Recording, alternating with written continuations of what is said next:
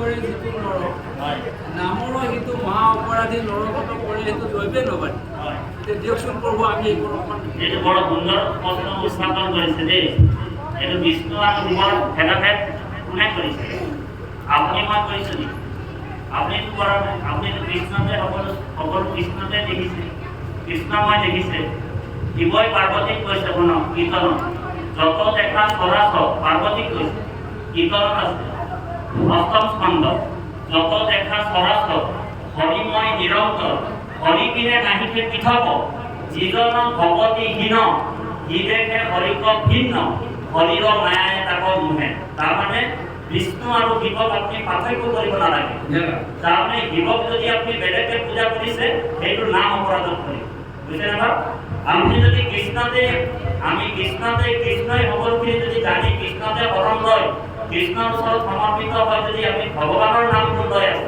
তাতে শিৱৰ নামো সোমাই আছে শেষ হ'ব শিৱ সদায় শিৱ ভূতি ৰূপ এনেকুৱা আছে গতিকে আপুনি মই নাম ভেদ কৰা নাই আপুনি কৰিছে নেকি ভেদ আপুনি এক্সট্ৰাকে যদি শিৱ পূজা কৰিছে তেনেহ'লে নাম দেখক এতিয়া কোনোবা এজনে ধৰি লওক আপোনাৰ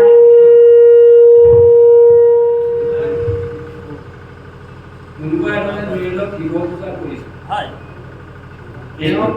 তেওঁ বিষ্ণুক ভেদ কৰা হ'ল ভেদ কৰা হয় যদি কৃষ্ণক পুজোতে ভেদ কৰা হোৱা নাই শিৱ পুজোতে কেনেকৈ ভেদ হ'ব মই আপোনাক কাৰণ এইটো সংস্কৃতটো কৈছে আৰু ইয়াত হেৰিটো কৈছে কীৰ্তনটো কৈছে গুণৰ নামৰ যত শিৱ বিষ্ণু হয় গুণৰ নামৰ যত শিৱ বিষ্ণু তাক ভিন্ন বুদ্ধি কৰে যিটো নৰ এইটো ভিন্ন কৰা নহ'ব নাই পূজা কৰা মানে ভিন্ন নহয় জানো শিৱক আপুনি পাৰ্থক্য কৰি দিলে কৃষ্ণৰ পৰা এতিয়া কথাটো আমি এনেকৈ বুজিছোঁ হয় এনেকৈ বিষ্ণু শিৱতে বিষ্ণু দেখিছে হয় আপোনাৰ শিৱতে বিষ্ণু বিষ্ণুতে শিৱ নহয় তাৰমানে আপুনি কথাটো লাইনটো বেলেগ ফালে লৈ গৈছে মই আপোনাক কৈছোঁ শুনক কলি যুগত আপোনাক গুৰুজনে ক'ত লিখিছে এইটো পাচন্দ মৰ্দনত লিখিছে নাম অপৰাধ হয়নে যে শিৱ আৰু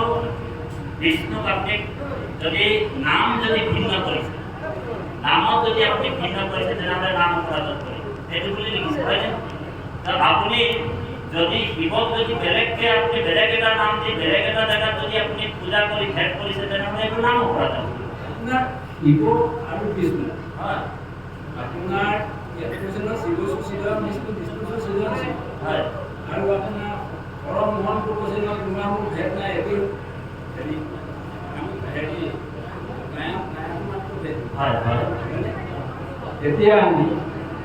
এতিয়া শিৱ পূজা কৰিছে তেওঁ তাত তেহাতে বিষ্ণু বুলি ভাবি কৈছে তেওঁৱে ব্ৰহ্মা তেওঁ বিষ্ণু তেওঁৱে মনে আৰু তেওঁ আমি কৈছোঁ এতিয়া ধৰি লওক ইয়াত কৃষ্ণতে কৈছোঁ যে কৃষ্ণই ব্ৰহ্মা কৃষ্ণই বিষ্ণু কৃষ্ণই মনে মানে তেওঁতো হেৰি নাই ভেদ হোৱা নাই কাৰণ তেওঁতো কৈছে ধৰক আপোনাৰ হেৰি সমস্ততে ব্যাপী মই আছোঁ হৰি ভবাকো মানিবা বিষ্ণু বুদ্ধি কৰিব বুদ্ধি কৰিয়ে কৰিছোঁ হয় কুকুৰৰ চিগাৰৰ গধুৱা বা আত্মাৰ ধুনীয়া হবাকো কৰিবা প্ৰণাম সকলোকে প্ৰণাম কৰিব দিছিলে এতিয়া আহি প্ৰথমতে ভকতসকলক কৰিলোঁ তাৰপিছতে আহি আমি হৰি সেৱা পাৰোঁ ঠিক আছে তেনেকৈ আপুনি আমি শিৱকো সেৱা কৰিছোঁ প্ৰভু তাৰমানে তেওঁ সেই বিষ্ণু কৃষ্ণই তেওঁ শিৱ আপোনাৰ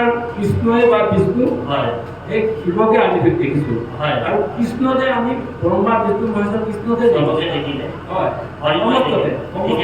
মই আপোনাক কৈছোঁ ন আমাৰ গুৰুজনাই জগতগুৰু শ্ৰীমন্ত শংকৰ গুৰুৱে আমাক যুগ ধৰ্ম নিৰ্ণয় কৰিছে ঠিক আছে বাৰু আপুনি মাধৱ পুৰুষে নামঘোষাত কি লিখিছে সত্য যুগে ধ্যান ত্ৰেতা যুগে যজ্ঞ দ্বাপৰ যুগত পূজা কলিত হৰিৰ নামৰ বিনাই আৱাৰ নাহিকে পূজা হয়নে বাৰু সত্য যুগৰ আয়ু কিমান আছিল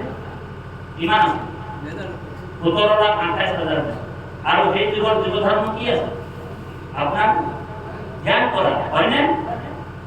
তাৰপিছত সত্য যুগ পাৰ হৈ গ'ল, কি আহিল? দ্বাপৰ যুগ আহিল। দ্বাপৰ যুগৰ আয়ু কিমান? এই ত্ৰেতা যুগ আহিল। ত্ৰেতা যুগৰ আয়ু কিমান? 12,96,000 বছৰ। ত্ৰেতা যুগ পাৰ হৈ গ'ল। ত্ৰেতা যুগৰ যুগ ধৰ্ম কি আছিল?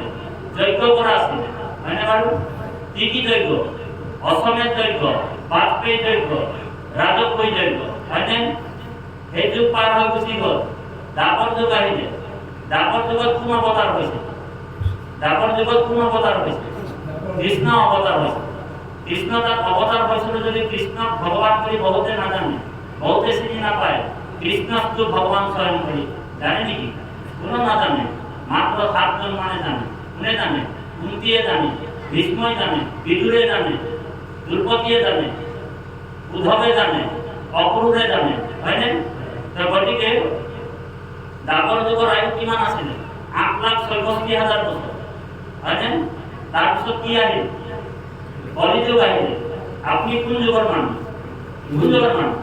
কলি যুগৰ মানুহ। কলি যুগৰ আয়ু কিমান? 4,25,000 বছৰ।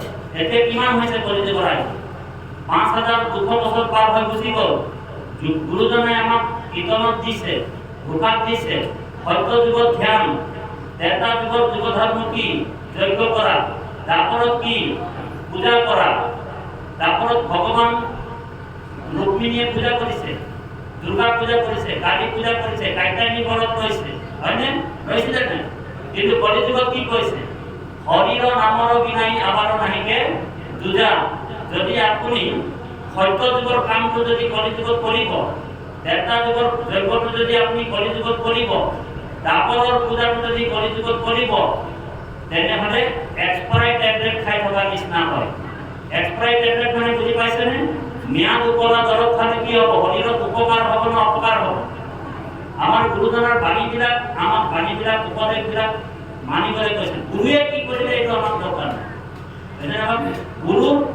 গুৰু কৰ্মবিলাক আমি গুৰুৱে শংকৰদেৱে তীৰ্থ ভ্ৰমণ কৰিছিলে, কতত পূজা কৰিছিলে। এই গুৰুৰ কথাবিলাক কৃষ্ণই 16,108 গৰাকী বিয়া পাতিছিলে বুলি আপুনি 8 গৰাকী বিয়া পাতি চাবচোন কি হ'ব আপোনাৰ অৱস্থা? ও হৰি ও ৰাম।